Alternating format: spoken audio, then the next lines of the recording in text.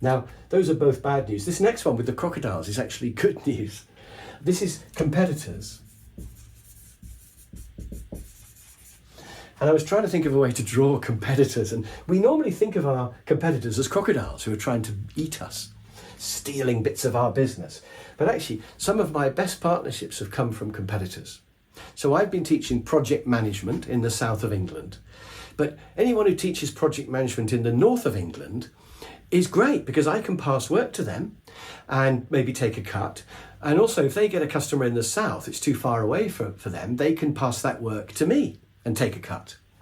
So there's geographical, but also anybody who teaches, let's say, assertiveness in the south of England, if they get asked about project management, which they don't teach, they can pass it to me and we'll split the money. So anyone who does any kind of training, even if they do project management in the south of England, so they really are a direct competitor, sometimes they're too busy and they pass the work to me. Or sometimes it's not very well paying work and they pass it to me. Or now that I'm pretty established, I actually charge a reasonable amount, and if it's below my threshold, I won't do it, but I'll pass it to somebody else and maybe take a cut. So working in partnership with competitors has led to all sorts of work for me and for them. It's been great.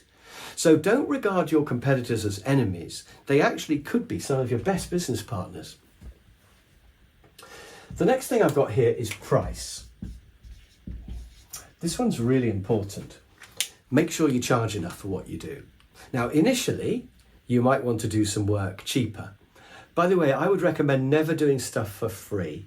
I mean, I suppose you might, perhaps at a networking breakfast or something like that, you might want to do a 10-minute talk. But if somebody says, come and do a whole day of training for free or something, then I wouldn't do that, because you say, no, this is how I earn my living. Now, if you don't like it, don't pay me, but it will be good and you will like it, in which case the cost is going to be £900 or whatever it is.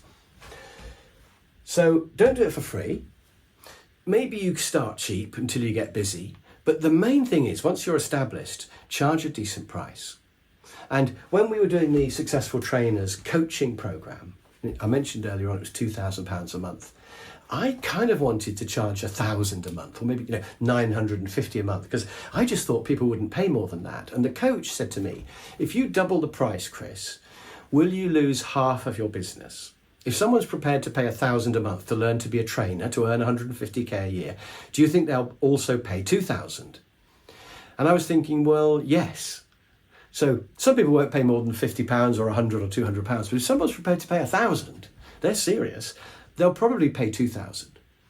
And I realised that he was right, and by doubling the price, I was not going to lose half my customers. So I was going to make more money, but I'm also weeding out the people who are not serious.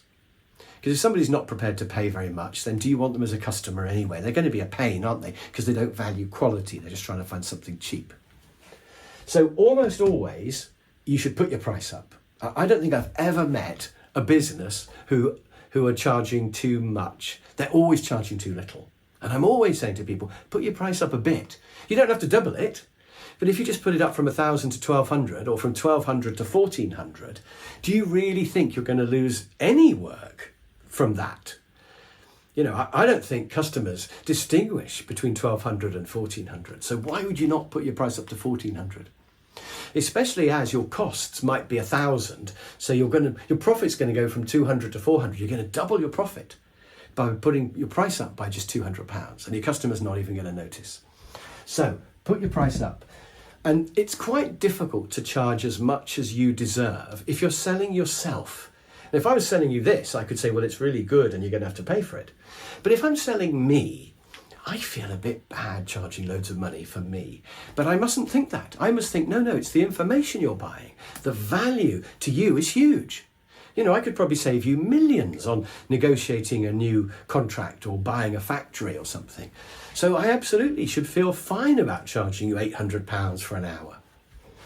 So be strong about your pricing, because that will make a big difference to your profit, and you won't lose as many customers as you think. And if you don't believe me, just experiment a bit. Just on Wednesdays, or just with customers who begin with B, put your price up and see what happens. And I bet you they all still say yes. So pricing is really important. Now this sort of waiter with a wine glass here, this is service. Whatever business you end up doing, A large part of the success will be down to the service that you offer. I mentioned earlier on that the row of curry restaurants were all much the same, but I bet you the service varies in those restaurants, and I bet that makes a difference to whether you go back. And service is always a big factor that gets forgotten by businesses. And just because you're online rather than face-to-face, service is still really important. So if somebody emails you, you must reply the same day. If somebody phones you, there should be a really good message saying, "Hi, this is Chris, I'm not here at the moment, but leave a message and I'll call you back the same day." You should have a really good message like that. And when you do write messages back, whether it's email or whatever, always make sure there are no typos, it's really well written, get apostrophes in the right place and all that. Because that makes a difference, particularly to older people like me. We don't trust people who make spelling mistakes. So make sure your service is spot on. It's no good having a great product and then you just don't look after the customers. And particularly repeat work really depends on service. So they might buy it once because it looks good on your website.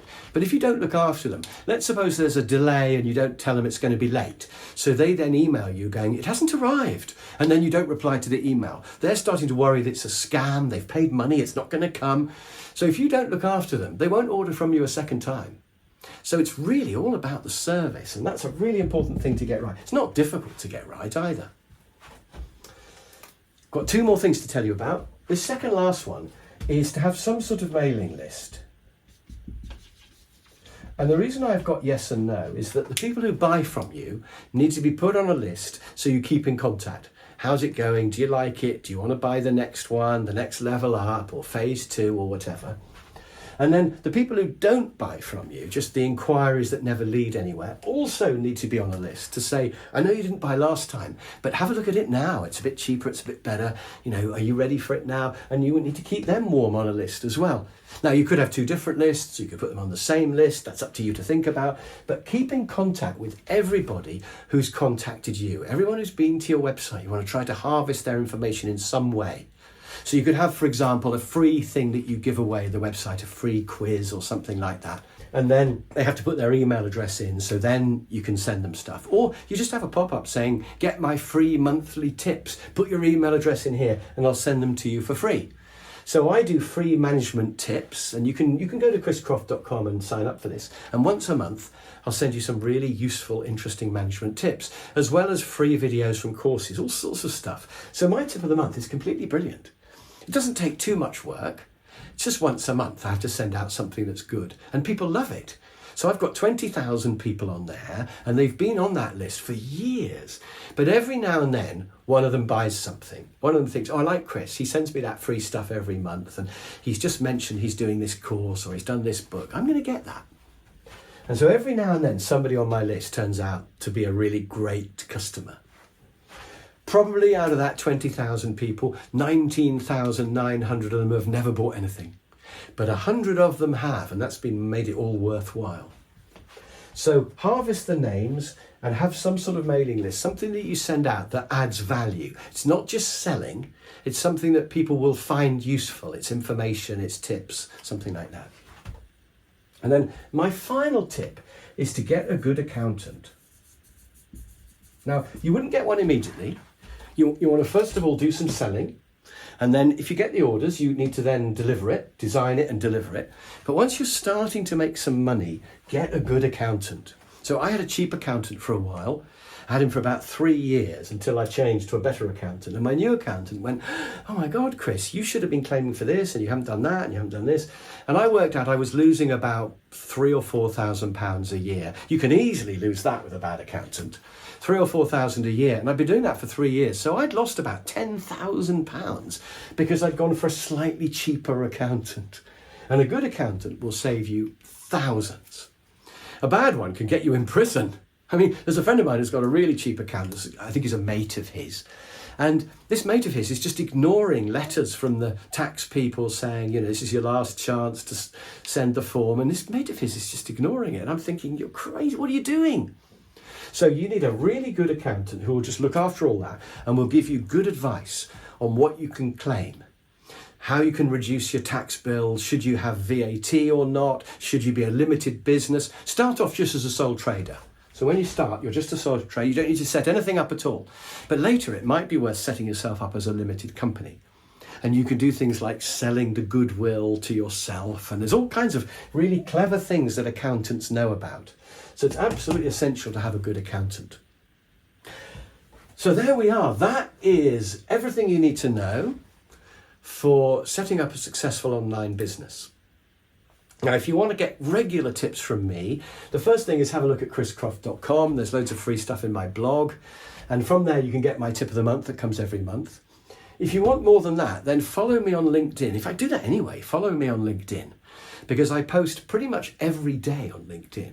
And I put all sorts of useful tips to do with time management, negotiating, assertiveness, project management and stuff on there. Careers, happiness even. So follow me on LinkedIn as well, and you'll be able to see a bit more about what I do. And if you want to check out whether I do know about this, then just go to Udemy, Udemy, and have a look on there, because on there you can see how many courses I've sold and you can see the price of them, although I only get about £5 or $5 for each one I sell. But if you look at how many I've sold, you can do the maths. So I would strongly recommend selling something online. It's absolutely the way to go. But I think if I could pick one thing from this, I would say sell a service or sell information and sell it B2B. That's probably the key to success. So that's it. Hope you've enjoyed it. I've been Chris Croft. That was my talk. Bye for now.